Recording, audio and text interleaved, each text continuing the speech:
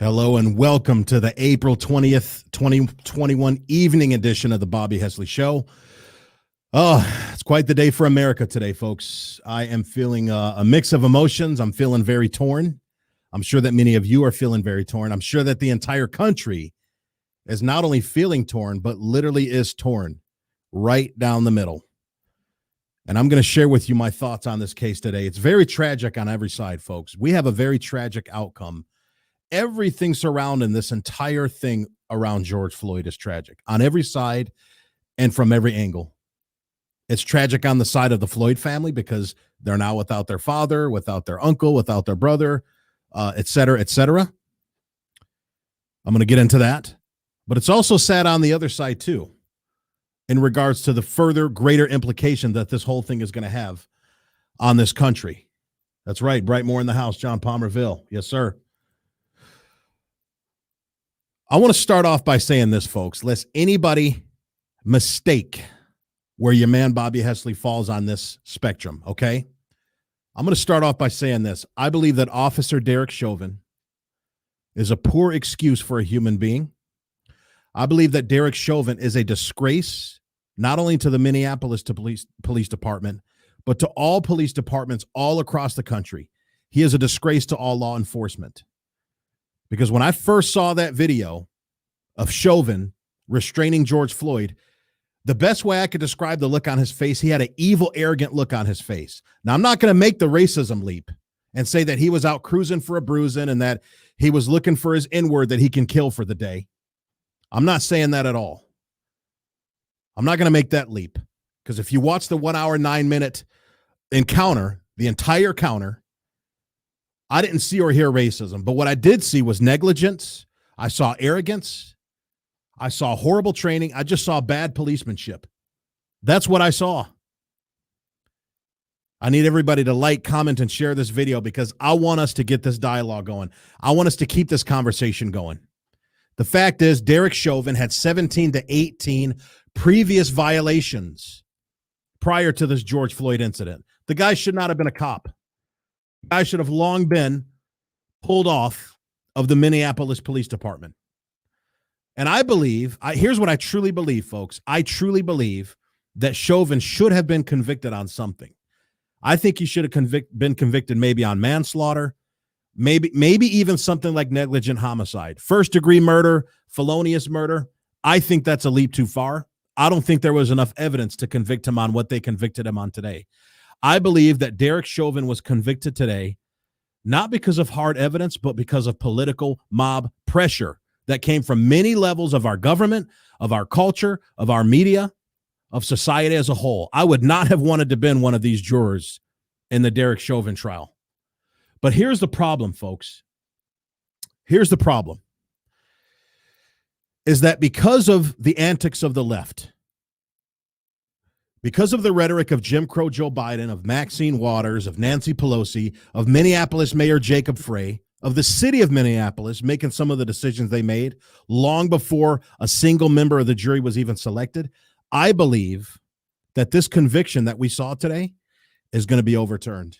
I believe that Derek Chauvin, as much of a piece of trash as he was, as much of a disgrace to the face of law enforcement everywhere that Chauvin was, because of his homicidal negligence and his arrogance of keeping his knee on the upper shoulder blade of George Floyd, I believe that a man who should be spending a long time in jail, I don't know if it would have been life in prison or many, many decades in prison, I believe that he's going to walk free. Because I believe that this jury was coerced and was compromised. I really, truly do believe that. And I'm going to show you some compelling proof why.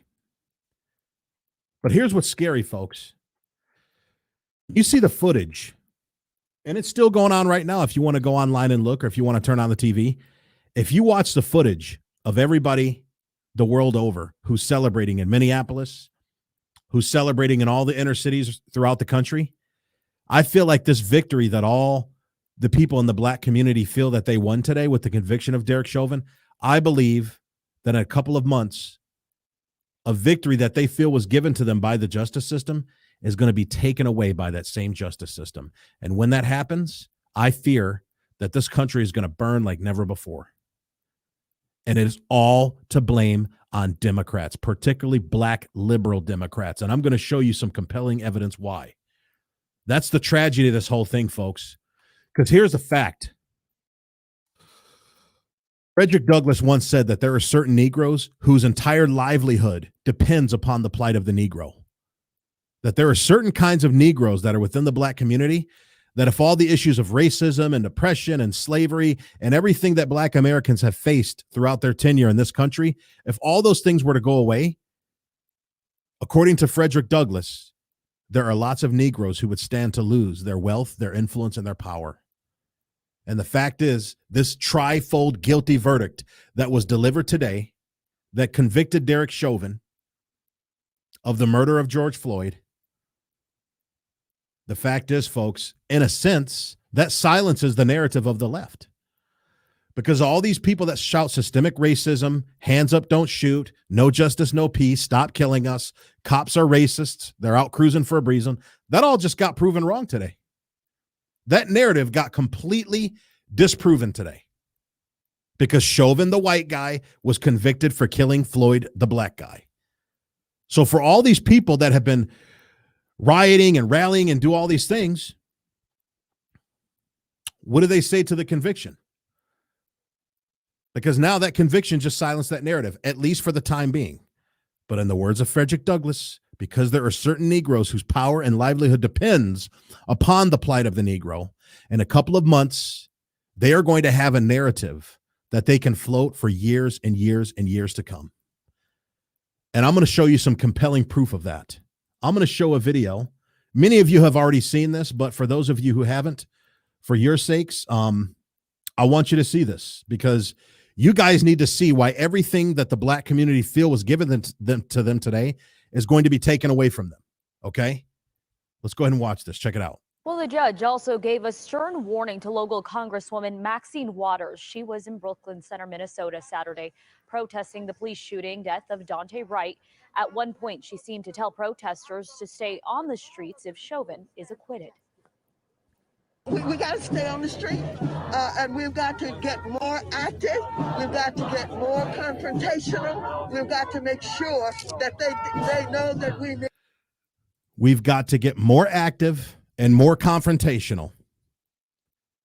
Little Miss Butthurt over the January 6th Capitol insurrection when Donald Trump just said fight like hell. She was one of the leading voices trying to impeach Donald Trump over the false narrative that he stirred up the Capitol riot. Yet the same woman just said that we need to stay in the streets and that we need to get more confrontational if we don't get the verdict that we're looking for. But she's not done. Let's listen to what she has to say. Let's keep going. I'll give you that Congresswoman Waters may have given you something on appeal that may result in this whole trial being overturned. This goes back to what I've been saying. Did you hear that, folks? Tragedy. The very judge who's presiding over the Chauvin trial literally just said that because of the rhetoric of Maxine Waters, that he is confident that this entire trial is going to be overturned on appeal. And you just wait to see what's going to happen to this country when that happens. Because all these celebrations that we're seeing throughout the streets of Minneapolis, and towards the end of the broadcast, I'm going to show a few clips of that.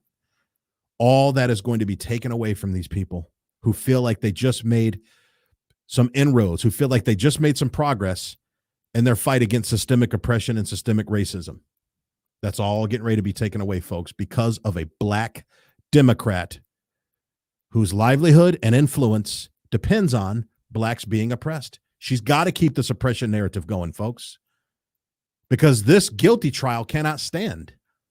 Because if Chauvin remains guilty and he goes away for the rest of his life for the murder of George Floyd, that just took the teeth out of 90% of what we hear coming from the black left. Let's keep going.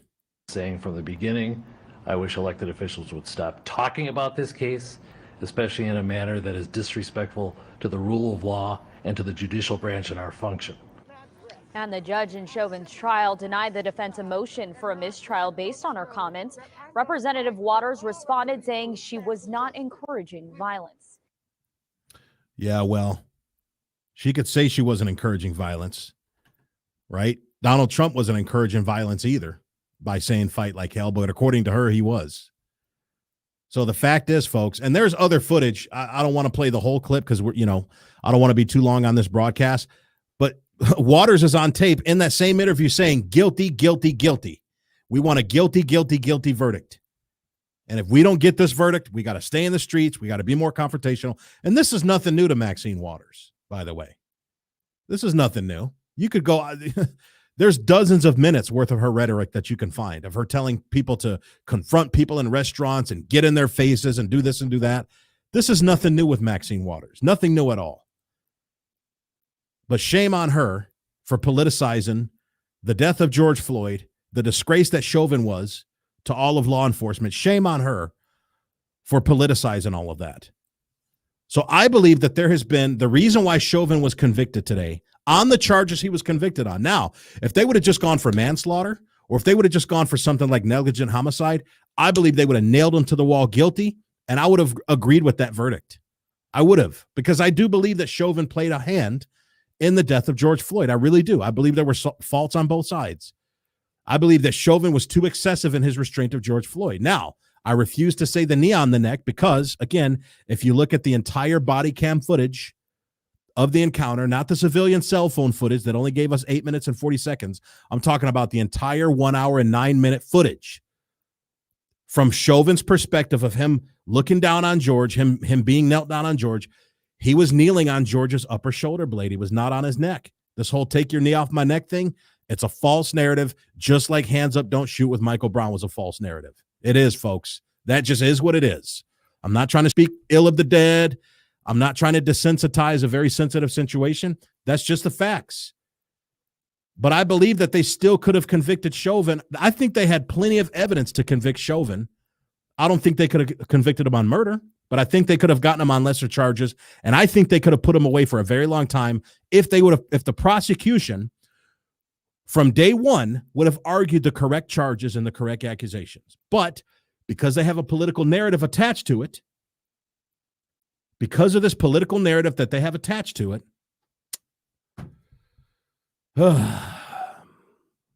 Chauvin's going to walk. So I already showed you what Maxine Waters said. This was just, a few days ago when she was up in Brooklyn Center, New York, protesting the shooting of Daunte Wright. But then from day one, folks, I remember when this first happened. Do you guys remember the stunts that all the liberals were pulling when George Floyd died? Let me show you what I believe was one of the biggest stunts in political history. Let me show you some of the fakest tears. Let me show you some of the fakest, worst acting you've ever seen by a white liberal. You guys remember when Jacob Frey appeared at George Floyd's funeral? Now, mind you, this was during the heat. This was during the peak of the lockdowns. This was when COVID first hit and everything was locked down, when tumbleweeds were rolling throughout all the major streets and cities of the United States. People were not allowed to have weddings. People were not allowed to go to their graduations. People were not allowed to have funerals unless they were somebody like George Floyd that had a highly charged political funeral.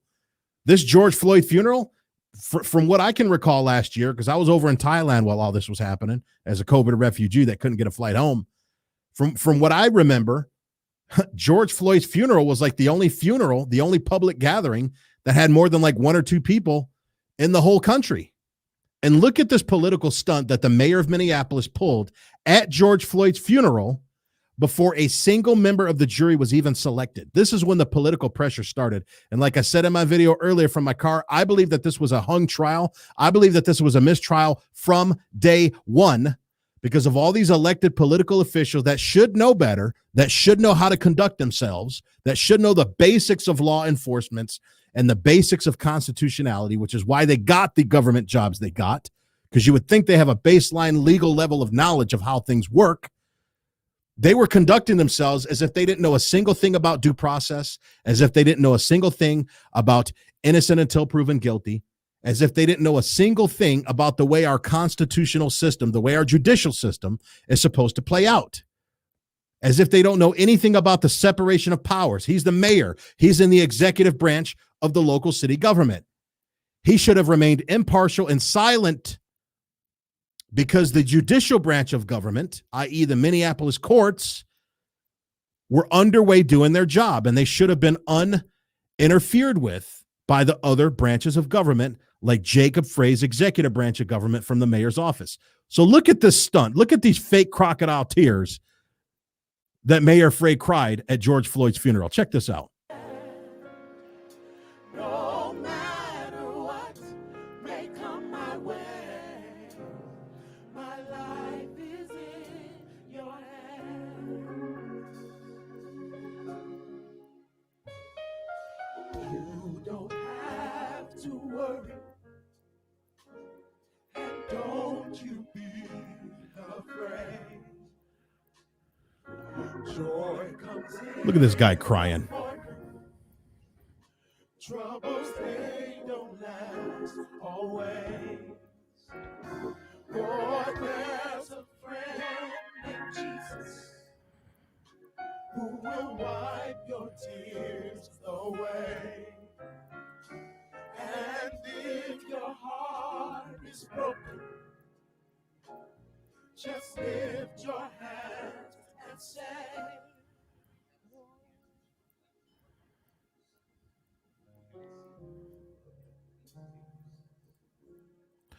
Last time I checked, folks, the city of Minneapolis has one of the higher murder rates in all the country. In the same neighborhood as Detroit and Baltimore and all these other inner cities that are run by Democrats. So Jacob Frey, where were all them crocodile tears when all these young kids and all these other blacks get killed at the hands of gangs, at the hands of other blacks, at the hands of abortion doctors? Where were all those tears, white boy? Where were your tears for all them? Why all of a sudden do you come out of City Hall crying for George Floyd when you preside over one of the cities that have one of the highest murder rates in the country? Where were all those tears over all that? Huh? So this was before a single member of the jury was selected. You got the mayor, the executive branch of Minneapolis, who should remain silent and impartial, putting on this little crocodile tears show, bowing down before the golden casket of George Floyd, while everybody else was locked away. Nobody else could go to their loved ones' funerals. Nobody else could go to their weddings. Nobody else could go to any other important family gatherings. But he's able to show up and cry fake crocodile tears over the death of one black man, where he is deafeningly silent over the deaths of all the other black men in the city of Minneapolis. Why? Because there's no narrative that gives him fame, money, and power. And I also believe that he showed up and cried like that so that Black Lives Matter and Antifa don't show up at the mayor's mansion with pitchforks and torches and spray paints full of black paint to vandalize the place and burn it down to the ground. I believe that was his way of trying to stay in the good graces of the criminal Marxists that are coming to a neighborhood near you if Chauvin walks. Because I believe that he is going to be walking. He is going to be a free man before the year's out. I hope I'm wrong about that, but I don't think I am. Now, the next piece of pressure. Now, again, look at all of this from a jury's perspective. Look at all this from a jury perspective, and that's right. That's right, Tommy. It was a performance. And, you know, I said the same thing, Tatiana. When I first saw that video, I said the same exact thing. Where were his tears? Because when somebody is crying that hard about something, your face is going to be drenched. And the kind of mask that he was wearing was a mask that can easily detect moisture, right? It could easily detect moisture. And yet his mask wasn't soiled. He didn't wipe the tears as they were flowing. I think it was a fake show. I thought that same exact thing, Tatiana. You're dead on the money. Thank you, Jamie. I wish I was wrong about all this stuff, to be honest with you. I really do. I hope everything I'm saying doesn't happen, but I fear that it will happen.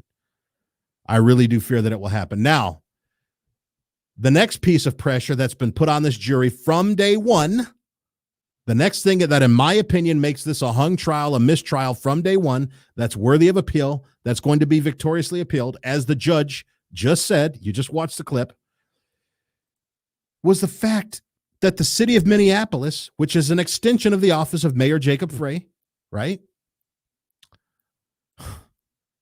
Before a single member of the jury was selected, paid the Floyd family $27 million before the trial had even begun and before a single member of the jury was selected. Normally, the way it works is there's a criminal trial first. And after the criminal trial, then there can be subsequent civil trials, like in the case of O.J. Simpson. Go back to 1996. O.J. Simpson was acquitted of the murder of his wife, Nicole Brown Simpson. The Brown family later sued O.J. Simpson for his Heisman Trophy. They sued him. They basically sued him into bankruptcy, right? But that was after the criminal trial, not before. Because if you start doing civil stuff before a criminal trial, guess what? You're going to put undue political pressure on the jurors. You're going to create a political climate that is hostile to the partiality, to the impartiality that jurors are supposed to have in every case. So imagine if you're one of the jurors in the Floyd trial, and you know for a fact that before you were even selected to be a juror for his trial, your city, Minneapolis, did this for the Floyd family. Late today, George Floyd's family returned to the place he died after hearing the city of Minneapolis would pay them the largest civil settlement of its kind, $27 million. Even though my brother is not here, he's here with me in my heart. Because if I could get him back, I will give all of this back. It's the biggest pre-trial civil settlement following a police encounter in the U.S. Did you hear that? The biggest pre-trial civil settlement. They did the same thing with Breonna Taylor. Topping the $12 million payout the city of Louisville awarded to the family of Breonna Taylor last year. More than twice the amount of money the Floyd family got from the city of Minneapolis than the Taylor family got for the death of Breonna Taylor. And they just said that it was a pre-trial award. This was all before a single member of the jury was selected. Know that no amount of money can ever address the intense pain and trauma. Now, obviously, we agree with that. None of this money is going to bring George Floyd back. None of this money is going to give little Gianna her dad back. None of it. All the money in the world is not going to bring George back. And that's the sad tragedy of this. But what's even more tragic, how these black Democrats and the white liberal Democrats too, Biden, Pelosi, et cetera, I'm getting ready to play the clip of another one, who I believe meddled in this trial. They misused their executive, governing, legislative powers to influence the outcome of this trial on charges that I don't believe were appropriate. I believe in the bottom of my heart, folks, I believe that Chauvin could have legitimately been convicted on manslaughter charges. I truly believe that. I truly, truly do believe that. And if I was the prosecutor, those are the charges. Those were the low-hanging fruit charges that I would have gone for from day one. But instead, they got to make this leap all the way to racist murder charges. And I believe that the only reason Chauvin was convicted on those charges is because of all this political pressure. Let's look at the next clip. Now, this hits home with me because our police chief, Chief James Craig, who is the police chief of the Detroit Police Department, he actually denounced the words of a local congresswoman we have here, very similar to Maxine Waters, from Dearborn Heights. Her name is Rashida Tlaib. She's a Muslim congresswoman. For the record, she's the one who said, we're going to get the MFer. We're going to impeach the MFer. That's what she said about Donald Trump on his first impeachment after she was elected into office, by the way. She was making some incendiary comments about the police, about the Chauvin trial, that our own chief police, James Craig, spoke out against. And Detroit is not the most conservative of cities, folks. Don't forget, your man Bobby Hesley was in Detroit on the morning of November 4th at the TCF Center. Wayne County was the center of a lot of what went down back in November. I got to be careful what I say here. Yes, we have seen an increase in violence directed at police officers, not just here in Detroit, but around this country. Some of you may ask, what's driving the violence? You know, personally, I think it's the anti-police rhetoric. I think here we're on the heels of a verdict in the trial. Certainly, you heard me talk extensively about the reckless comments by a U.S. Congresswoman, in fact, now two. Congresswoman Waters out of California, and then Tlaib here in Michigan. I firmly believe that those comments can fuel anger.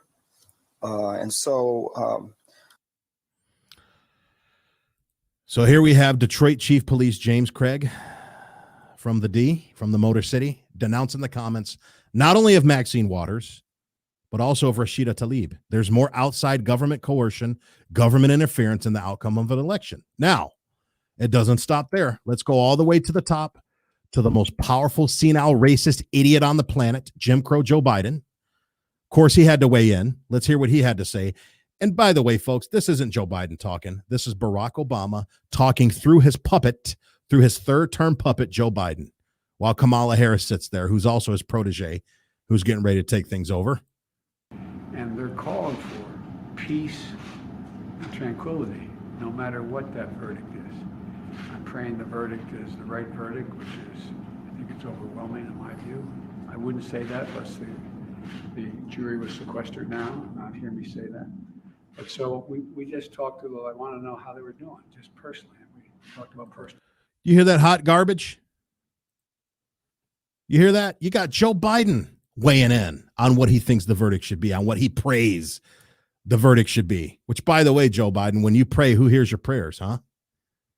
The demon god Molech that the unborn babies are sacrificed to, that you make sure can get killed every day? Talking about how good of a family the Floyd family is. I met with the Floyd family. They're good people. Well, you know what? According to you, if you had it your way, based on your 94 crime bill, you would have locked George Floyd up for all that fentanyl and meth and cocaine that he had on him. You would have put him in prison for 20 years. If you had it your way, had Trump not overturned your systemically racist 94 crime bill with his prison reform program, George Floyd would have been in prison for many decades if you had it your way. Same thing with Kamala Harris, your little sidekick that was sitting across from you with her little commie mask on. All the black men down in California that she locked up as a California persecutor, not a California prosecutor. I call her a California persecutor for her relentless persecution of harsh prison sentences for first-time nonviolent drug offenders, the majority of which were black. So if you guys had it your way, George Floyd would have been in prison. He wouldn't have been killed by Derek Chauvin or by the meth or the fentanyl, because he'd have been in jail if you guys had it your way. But now all of a sudden, because it's politically expedient, all of a sudden now you're speaking highly of these black men that you spent the last 48 years of your political career calling racist names, locking up in jail, making racist comment after racist comment after racist comment. Matter of fact, speaking of pressure on the neck, Joe, speaking about supposed knees on neck and black men dying of asphyxiation because pressure on their necks that white men put on it. If you're feeling so bad about the alleged pressure on George Floyd's neck, where was all this opposition to white men putting pressure on George Floyd's neck when you were being mentored by Strom Thurmond and Robert Byrd, a Ku Klux Klan exalted cyclops whose organization was dedicated to putting pressure on the black necks of black men, i.e. via lynching nooses? Why didn't you denounce that white supremacy? Why were you mentored by a guy? Why did you eulogize a guy? It's bad enough to go to the funeral of a KKK grand wizard like Robert Byrd that believed in stringing up negras. But it's even worse that you gave the eulogy for Robert Byrd, a man who prided himself on his organization's mission to put their nooses on the necks of black men. That's why I call you Jim Crow Joe. And that's why to the day you die, until you repent and come back home to the Catholic Church, I will always call you Jim Crow Joe. You understand me, boy? You will always be referred to as Jim Crow Joe.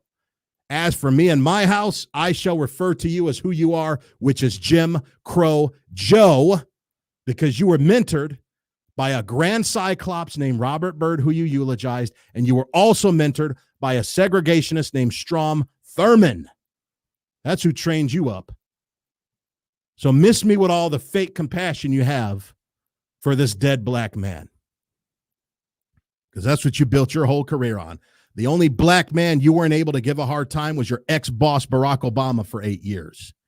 But other than Obama, all the other black men that were in your life They were under your thumb. They were under the thumb of your systemically racist legislation that you and your little sidekick, who's so ashamed of her blackness that she wouldn't even admit she was black when she ran against you, by the way, in the 2020 primaries, wouldn't even acknowledge her Jamaican heritage. She ran as an Asian. This is why black voters defeated Kamala Harris. Lest anybody need a short history lesson, Kamala Harris was not our main pick.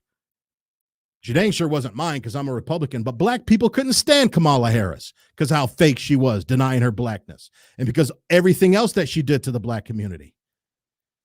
Did you guys ever see the mural that Kamala Harris did? There was a Kamala Harris mural that was made of her, of all the black men that she convicted with her harsh prison sentences. Did you guys ever see that?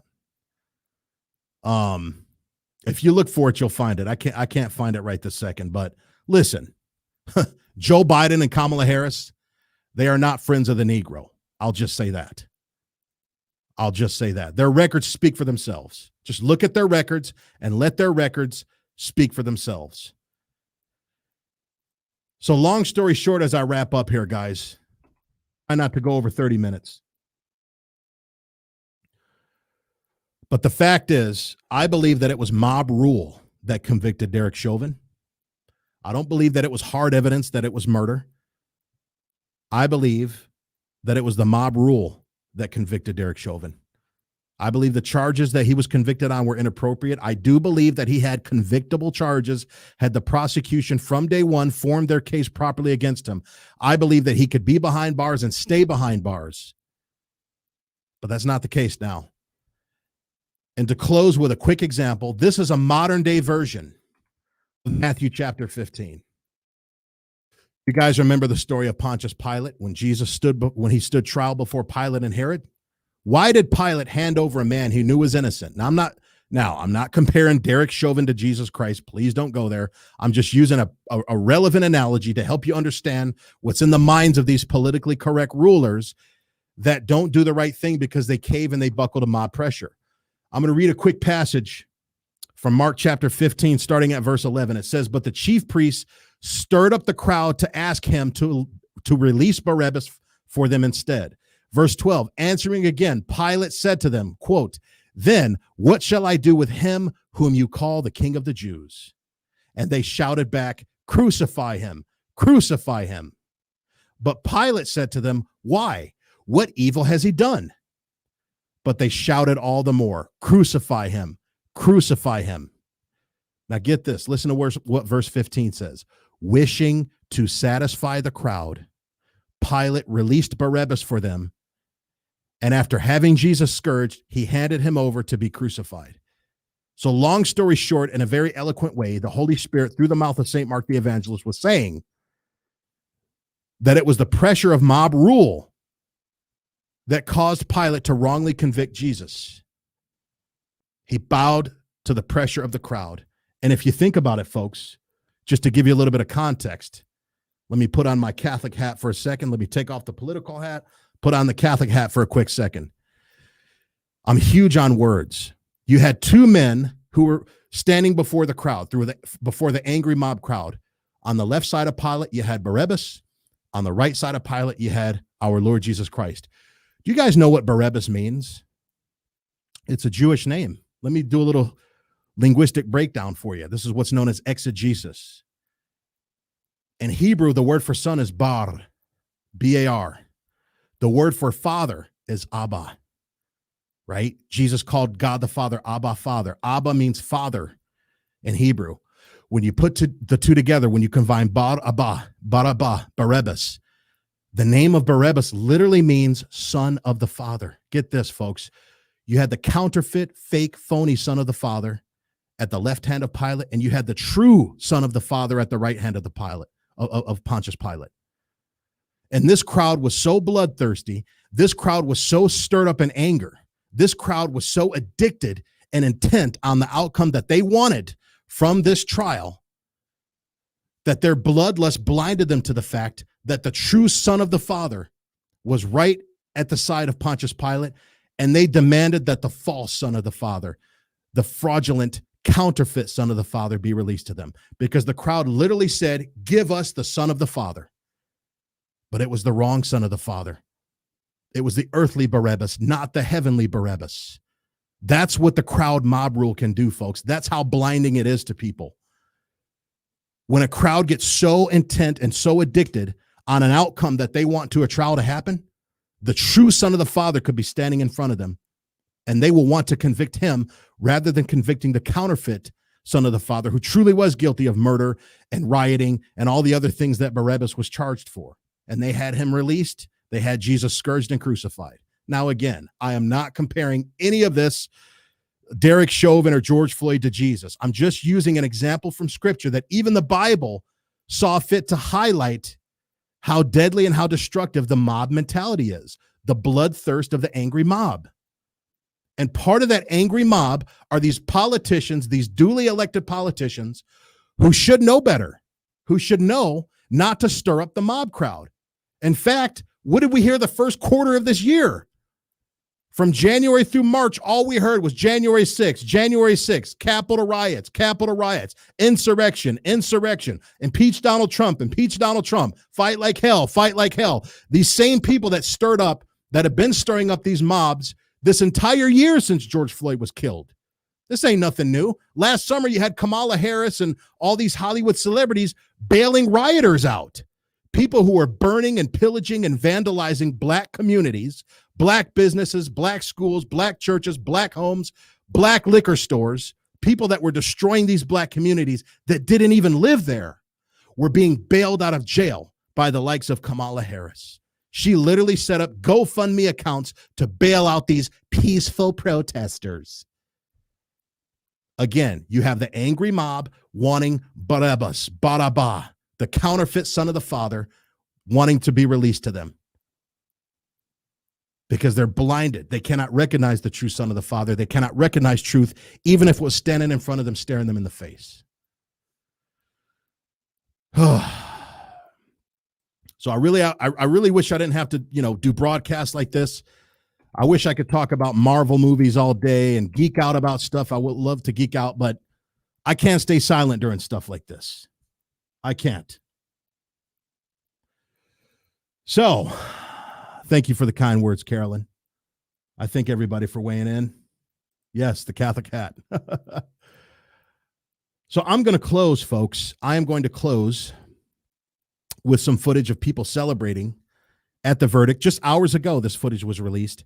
And I want us to watch this quick footage because I hate to say it, but the black community needs to enjoy this temporary victory while it lasts, because their own black leaders, their own Democrat leaders who they voted for over and over and over again, who they blindly support, no matter how destructive or degrading their policies are towards the black community, these same leaders that these blacks put in authority over themselves have just snatched victory from the jaws of defeat. And I said that right. They have just, in the future, according to the judge at the Chauvin trial, has reversed this trial. I'm telling you. Why do you think Chauvin wasn't freaking out earlier? Usually when people are pronounced guilty, they start breaking down, they start crying. Some of them get mad. Some of them rush the jury.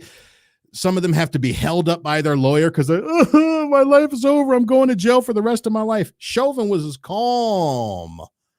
He was as cool and as calm as he could be.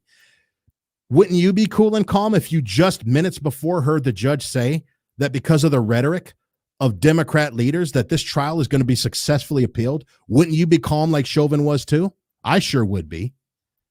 So let's look at some of this footage. Some of that live. We want to show you more of that reaction as word came down that Derek Chauvin guilty on all 3 counts.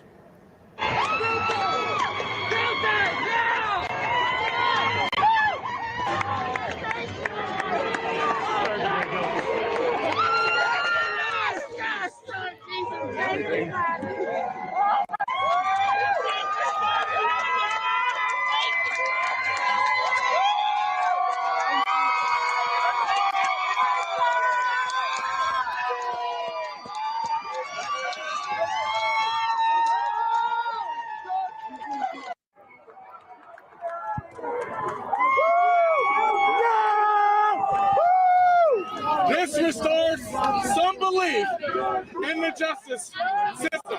So I can't say nothing that I'm happy.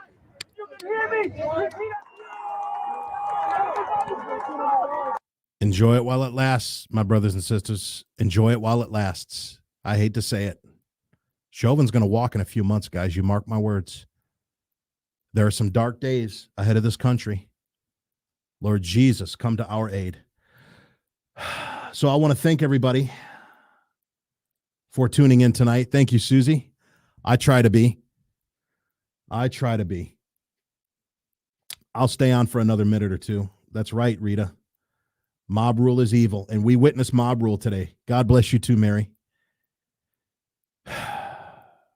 We witnessed mob rule today. We truly, surely did. And love you too, Jill. We're in this together, guys. We're in all of this together. Guys, listen, I'm a human being. My heart goes out to the Floyd family. It has since last year. I'll never forget. I will never forget the feelings of horror, the feelings of disgust, and the feelings of disbelief that I had when I saw that footage of Officer Derek Chauvin restraining George Floyd. But the fact of the matter is, I thought, the whole world thought, even Rush Limbaugh thought, the guy who, the late Rush Limbaugh, who everybody accused of being this horrible racist, even Rush Limbaugh reached out to Charlemagne the God and Angela Yee of the Breakfast Club to arrange an interview where he could come on their show to try to figure out a way to unite with them because of his heartbreak over what happened to George Floyd. Guys, we all felt it. I was stranded in Thailand. I will never forget May 25th or Memorial Day of last year, whenever that was. I will never forget that day. None of us ever will. But unfortunately, a lot of people are going to forget today. People will never forget the day that George Floyd was killed, but a lot of people are going to forget. In a way, guys, I hate to say it this way. I'm going to try not to get emotional saying this. But in a way, because of the actions of all these leaders that wrongly and unjustly influenced the outcome of this trial, in a way, it's almost like George Floyd got killed twice. I feel like today George Floyd died again. You know why I feel that way? Because all this celebration that we're seeing, let me put it next to me just so you guys can at least see the image of it. All this celebration that we're seeing here, that you see on the side of me here, see that? All this celebration that we're seeing here, these same people that are celebrating are going to be angry, are going to be heartbroken, are probably going to be rioting again in a few months. Because in a few months, they're going to realize that George Floyd got killed twice. And both times, he was killed by leftists in a way. Maxine Waters, I believe that the symbolic blood of George Floyd is on the hands of Maxine Waters, is on the hands of Joe Biden, is on the hands of Mayor Jacob Frey, is on the hands of the city of Minneapolis that paid out $27 million to the Floyd family before a single juror was selected. Because everything these people think they have is going to be taken away from them. You guys heard what the judge said. If you're joining me late, go back to the beginning of the video and play it. That's what's going to happen, guys. So I want to thank everybody for coming on today. Please pray for our country. Please pray for the Floyd family. And I'm going to say it. Let's not nitpick each other here. I still pray for the repose of the soul of George Floyd, even though he's dead. Praying for the dead goes all the way back to Judaism. It predates Catholicism. It's a very biblical concept. I continue to pray for George Floyd. I continue to pray for his family. I pray for Derek Chauvin. I pray for all the jurors. I pray for everybody that had a hand, everybody that was involved in this case, in whatever way they were involved. They all need our prayers, folks. So please be sure to do that. Thanks for tuning in, everybody. I love you guys. And I will see you on the next show. Take care.